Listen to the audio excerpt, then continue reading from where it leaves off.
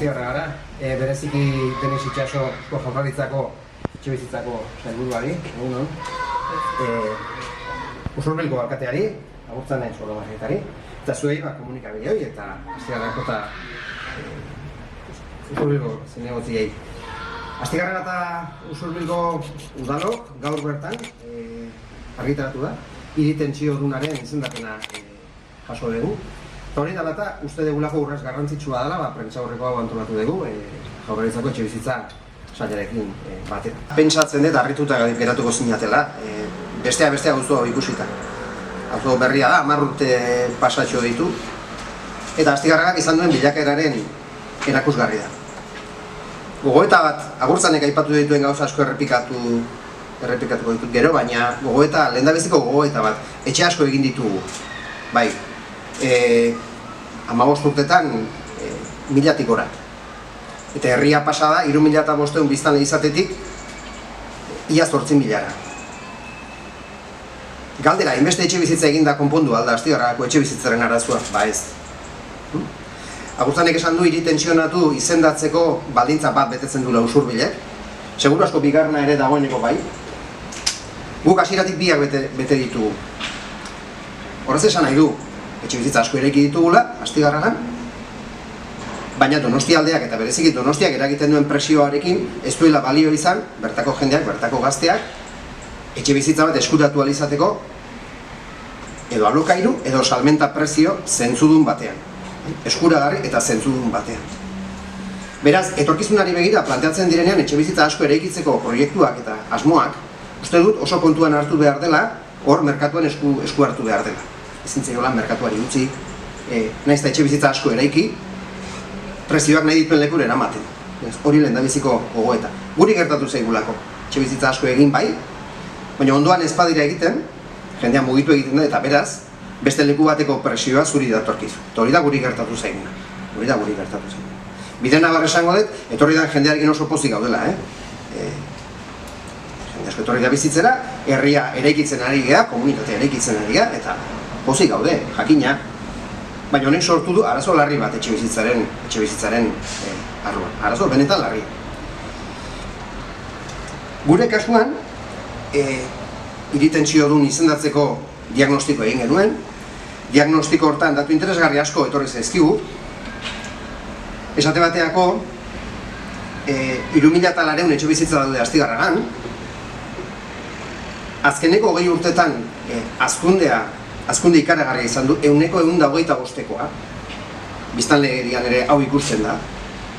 3.000 biztanletik 8.000 etorri gera. Honek herrian hainbat zea sortu ditu, etxe bizitzarekin aipatu ditudan. Biztanleen 192 hirigunean bizi da. Eta etxe bizitzetan bizi den jende kopuruak ere aldaketa nabarmenak izan ditu. Gero eta jende gutxiago bizi da etxe bizitza bakoitzean. Eta atera zaigun datu esangoratsu bada, 822 etxe bizitzetan pertsona bakarra bizi dela. Laurdenean, kasik. Etxe bizitzen laurdenean pertsona bakarra bizi da. Beraz hor, ohitura nabarmen batzuk badaude, erakusten dutenak, gero eta etxe bizitza gehiago behar ditugula. Pentsatzen hasten baldin bazarete, Euskadiko, Gipuzkoako biztanleria ez da hasi. Ez da hazten ari. Askotan jaitsi egiten da. Baina etxe bizitza behar premia ikaragarria daukagu. Hor, bi faktore daude. Etxe bizitza bakoitzean, gero eta jende gutxiago bizi da, eta gero, inbertsiorako erabiltzen da etxe bizitza asko. Etxe bizitza hutsak, Astigarragan, inor erroldatu gabeko etxe bizitzak 6% dira. 196 etxe bizitzetan ez dago inor erroldatuta. Agurtzanek aipatu du, Usurbilean, 200 gora. 9% korrespondan. Hori atera egin behar da. Alokairura atera behar dan etxe bizitza kopuru da. Gero, etxe bide erregistroan 1000 eskaratik gora daude Astigarragan eskatutakoak. Jakinak, gehienak kanpokoa dira. Beraz, oraindik ere ari gara jasaten kanpoko presio hori. Eta kanpoko presio horrek dakar presioak igotzea, eta askotan bertakoek kanpora joan behar izatea. Bataz besteko alokairu errenta, hau 2023ko datua da. Hain zuzen ere, hiri tentsiodun bilakatzeko prozedurariekin genion 2023an, 24an, ordungo datuak erabili ziren. Astigarragako bataz besteko alokairuaren prezioa 878 eurokoa zen 2023an. Gaur egun altuagoa da. asko dira 1.500-1.500 alokairu prezioak Astigarran. Eta ez gara esaten ari hondartzari begira dauden etxe bizitzak, etxe bizitza arruntak. Bueno, honek esan bezala, panorama zaila jartzen digu aurrez aurre. Zaila jartzen digu. Bueno, ekintza plan bat egin dugu, Usurbilen bezala, eta hiri tentsiodun kalifikazioa lortu duten gainerako herriek bezala, 3 urtekoa, eta hor, 29 neurri dauzkagu aurreikusita. Gu ere, plan orokorra berrikusten ari geha, hasierako onarpena urtea bukatu aurretik emateko asmoa daukagu, beraz, Usurbilaino atzeraxiago gabiltza, baina lanik handienak eginda dauzkagu, eta 500 etxe bizitza egiteko aurreikuspena daukagu, 503 etxe bizitza. Bai? Eta horietatik, 122 babes ofizialekoak, 113 tasatuak, 110 alokairu sozialerako eta 155 salmenta librekoak. Gure kasuan, lurzoruarekin daukagu arazoa. Udalak lurzori gutxi du, etxe bizitzak eraiki ahal izateko. Neurri handi batean, azken urtetan asko eraiki delako. Lurrik ez edukitzeak, arazo asko sortzen dizkizu, lur hori eskuratzeak diru inbertsioa handia eskatzen dizulako. Askotan esaten dugu, ezta? Hemen poligono hau daukagu hemen ezkerretara, herrian bertan, jende asko galdetzen du. Zergatik ez dira hor etxe bizitzak egiten? Bai, horrelako poligono batean, jarduerek behar dituzten kalte ordainak ordainduta, etxe bizitzak egitekotan, eta bideragarria izango bada, derrigor egin behar dituzu etxe bloke handiak. 8-10 solairukoak. Eta horrez esan nahi du, horrek esan nahi du, Astigarraga 8.000 biztanletik pasako litzatekela 12.000 biztanle izatera.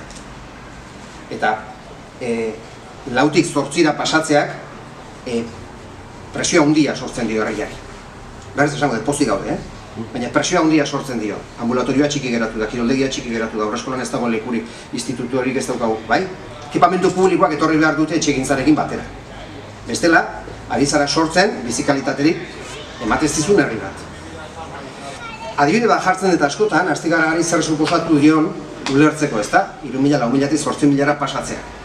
Pentsazazue, zer litzateken Donostia pasako balitzen da 40.000 biztanletik 360.000-ra. 360.000 biztanlera. Konparaketa ez da... ez du bete-betean balio, ezta? Baina idea bat egiteko balio du. Zer litzateke Donostia pasako balitzen da 40.000-tik 360.000-ra. Ba, pentsazazue, zenbat ikastetxe berri, zenbat kiroldegi berri, ambulatorioak, zeak, bestiak, errepideak... Bere neurria, baina Astigarragari horrelako zerbait gertatu zaio. Beraz, etxegintza proiektu handiak egingo baldin badira, uste ezinbestekoa dela, ekipamentu publikoen plangintza egoki bat egite. Hezkuntza aldetik, osasun aldetik, plangintza egoki bat egite.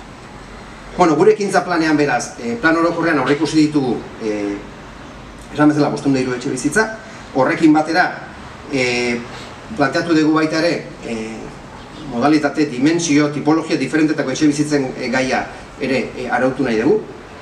Gero eta jende gehiago bakarrik bizi baldin bada, horri erantzun bat eman behar zaio, tamainakoa, neurrikoa. Bai, zuzkidura bereziko etxe bizitzak ere bai, kolektibo berezientzat, baserriak birgaitzeko ere arautegi bat lantzen alegia, baserrietan etxe bizitzak egin izateko, eta neurri fiskalak hartzen ere bai. Horiek, plan orokorraren inguruko neurriak. Gazteentzako diru laguntza deialdi berezi bat jarri genuen duela 2 urte, hori indartzen ari gara, eta bestetik etxe bizitza hutsen kanona aplikatzeko asmoa daukagu plan honen barru. Horrekin batea aurreikusita daukagu baita ere apurka babes ofizialeko, hau da, lur publikoa duten babes ofizialeko etxeak erosteko bideari ere heldu nahi diogu. Babes ofizialeko etxeak eskuz aldatzen direnean, udalak eta Eusko Jaurlaritzak eskubidea daukagu lehentasunez erosteko. Mekanismo guztak gehiagitan erabiltzen, Jaurlaritzak apenas erabiltzen du, udaletan ere gutxitan gu behin erabili dugu. Mekanismo gure ustez egokia da. Azkenean lortzen dezulako alokairu sozialerako bideratzea, zati bat publikoa duen ondasun bat, ezta? Baina mekanismoak prestatu gabe dauzkagu. Iristen zaizunean aukera horrelako etxe bat erosteko, hilabete daukazu erantzuteko, udal aurrekontuan partida bat eduki behar dezu, juridikoki bere komplikazioa dauka. Beraz uste dugu hildo hau landu beharrekoa dela. Eta hor, Jaurlaritzari gure lankidetza eskaintzen diogu eta bide hori urratzeko proposamena.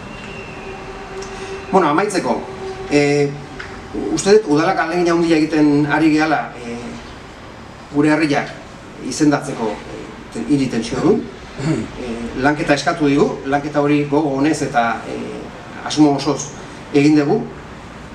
plan zehatzak eta plan ausartak egin ditugula iruditzen zait. Eta horrekin batean, Agortzanek esan duen hitz bati helduko jo, ausardia. Eskatzen diegu beste administrazioei ausardia.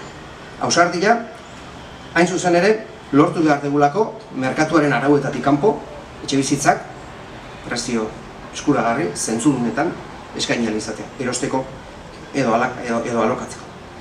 Esan bezala, udalok neurri eraginkorrak behar ditugu eta finantzaketa. Gure kasuan, lurzorua eskuratzeko finantzaketa laguntza behar dugu. Era berean, iruditzen zaigu laguntza behar dugula baita ere, aipatutako babes ofizialeko etxebizitza horiek, aukera dagoenean, alokairu sozialen hildora sartzen. Beraz, ausardia eskatzen dizuet, Jaurlaritzari eta goragoko erakundei, lege neurri zorrotzagoak hartzeko, eta udalen aldetik lankidetzarako asmo eta gogo osoa, herritarrei etxebizitzen eskubidea bermatu ahal izatea. Eskerrik asko.